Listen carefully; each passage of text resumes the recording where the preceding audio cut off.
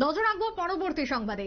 বাংলাদেশের দিকে নজর রাখতে হবে, যেখানে ভারতীয়দের কুকুর বলে সম্বোধন, বাংলাদেশিদের একাংশের বাংলাদেশিদের তীব্র আক্রমণ ভারতীয়দের প্রতি ঠিক এই ভাষায়, অর্থাৎ শালীনতা যে একেবারেই পার করেছে তার সীমা, শালীনতার সীমা বাংলাদেশিরা, সেই ছবি আজকের দিনে দাঁড়িয়ে আরো একবার ধরা পড়লো। টেলিফোন লাইনে রয়েছেন সাংবাদিক মণিময় রায়। মণিময় বাবু, নিউজ ভ্যানগার্ডের লাইভে আপনাকে স্বাগত। হ্যাঁ, নমস্কার।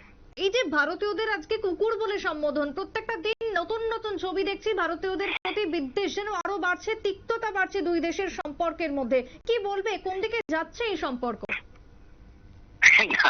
এটা এদের সঙ্গে সম্পর্ক আর কি, এরা একটা অসভ্য একটা বর্বরের মধ্যে আচরণ করছে। পুরো প্রশাসনটা চলে গেছে বর্বরদের হাতে। পুরো প্রশাসনটা দুটো ভাগে ভাগ হয়ে গিয়েছে।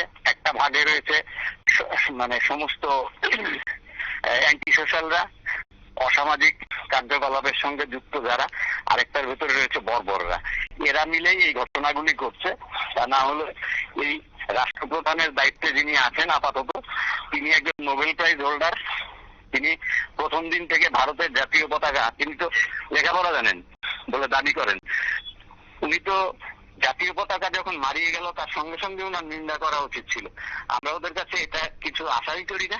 এই সমস্ত মানুষজন করে পাওয়া 14 আনার মতো একটা ক্ষমতা পেয়েছে, যা খুশি তা করছে, অ্যান্টি সোশ্যালদের হাতে ছেড়ে দিয়েছে পুরো দেশটা এখন বর্বরের রাজত্ব হয়ে গিয়েছে। ফলে এদের নিয়ে মন্তব্য করার আর কিছু নেই। সমস্ত ভারতবাসীদের একত্রিত হয়ে তার তীব্র প্রতিবাদে নামা উচিত। আজকে ভালো লাগলো এ রাজ্যের আইনজীবীরা রাস্তায় নেমেছেন যে এই সংখ্যালঘুদের উপর আক্রমণ, ভারতের জাতীয় পতাকার অবমাননা ইত্যাদি নিয়ে তার রাস্তায় নেমেছেন। আস্তে আস্তে সমস্ত ভারতবর্ষই উত্তাল হবে। ঘটনাটা হচ্ছে আসলে সমস্ত ভারতবর্ষটাকে ব্যাপকভাবে উচ্ছৃঙ্খল করে দেওয়ার জন্য এটা একটা অপচেষ্টা। আমরাও তো বোকা না, আমরা জানি। আর সবচেয়ে বড় কথা, বারবার যে কথা এর আগেও একাধিকবার আমি বলেছি, যে এই দেশটা স্বাধীন করার পেছনে ভারতের একটা গুরুত্বপূর্ণ ভূমিকা শুধু ছিল না, সমস্ত ভারতবর্ষের মানুষ একত্রিত হয়ে ওদের সাহায্য করেছিল। এই সাহায্যের প্রতিদান ওরা দিয়েছেন। এর আগে হাসিনা সরকারের আগে একটা সরকার ত্রিপুরা রাজ্যের সমস্ত উগ্রপন্থীদের দেশে আশ্রয় দিয়েছিল। আশ্রয় দিয়ে ভারতের ভেতরে অনুপ্রবেশ করানোর বিভিন্ন ভাবে চেষ্টা করেছিল। এর পরবর্তী সময় এই কিছুদিন আগেও এই সমস্ত রোহিঙ্গা থেকে আরম্ভ করে অনেক মানুষদের তারা ভারতে ঢুকে বিভিন্ন ভাবে ভারতবর্ষকে টপল করার চেষ্টা করেছে, এখনো করে যাচ্ছে। আর এই মুহূর্তে যে ঘটনাটা সেটা অসভ্যতাই ছাড়া আর কিছুই নেই। বর্বরের রাজত্ব যদি থাকে তাহলে এরকম সম্ভাবনা দেখা যায়। এটা বাস্তবে রূপায়িত হলো বাংলাদেশ।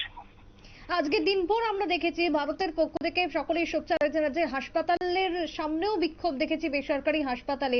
এই যে জোরালো একটা এবার ভারতীয়দের থেকে আওয়াজ উঠে আসছে, এতে করে সরকারের এই মুহূর্তে কি পদক্ষেপ নেওয়া উচিত বলে মনে হয়? গতকাল ভারত সরকারের বিদেশ মন্ত্রকের থেকে বিবৃতি জারি করা হয়েছে। খুব মানে একটা নিষ্পৃহ একটা বিবৃতি, কঠোর বিবৃতি বলে বলা হলেও সেখানে কঠোরতার কিছু আমরা দেখলাম না। কারণ ভারত সরকার আরো তীব্র ভাষায় আক্রমণ করা উচিত।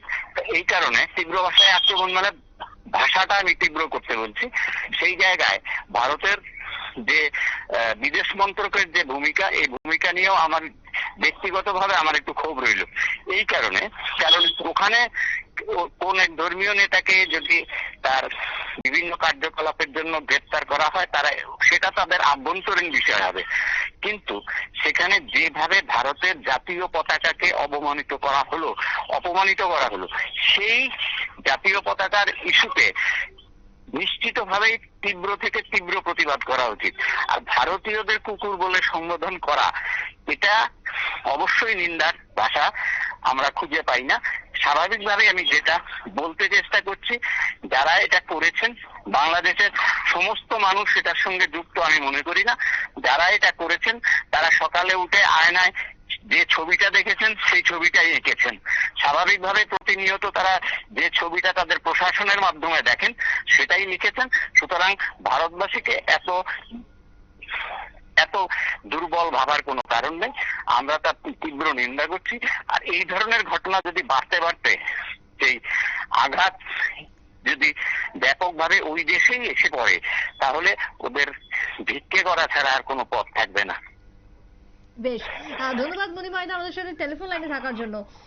আমরা ধন্যবাদ। কথা বলছিলাম, সাংবাদিক মণিময় রয় ছিলেন আমাদের সাথে। ভারতীয়দের কুকুর বলে যে তীব্র আক্রমণ এবার বাংলাদেশিরা করেছেন, একাংশের বাংলাদেশিদের এই যে মনোভাব তা যে শালীনতাকেও এবার ছাড়িয়ে গেল, সেটাই ধরা পড়লো আজকের দিনে দাঁড়িয়ে। এবং এতে করে ভারত সরকারের এই মুহূর্তের যে ভূমিকা, বিদেশ মন্ত্রকের এই মুহূর্তের যে ভূমিকা, তা নিয়েও কিছুটা ক্ষোভ প্রকাশ করলেন সাংবাদিক মণিময় রয়। এবং অনতি বিলম্বে আরো কড়াকড়ি হোক ভারত, কারণ জাতীয় পতাকাকে অপমান করা, ভারতীয়দের কুকুর বলা, একের পর এক ভারত বিরোধী যে বিদ্বেষ তা বাড়ছে এবং দুই দেশের যে সম্পর্ক যে তিক্ততা এই মুহূর্তে পরিণত হয়েছে তা আরো যেন বাড়ছে। আগামী দিনে যাতে কন্ট্রোলে থাকে পরিস্থিতি, তার জন্য ব্যবস্থা গ্রহণ করুক দিল্লি। ছোট্ট বিরতির পর ফিরবো, সঙ্গে থাকুন।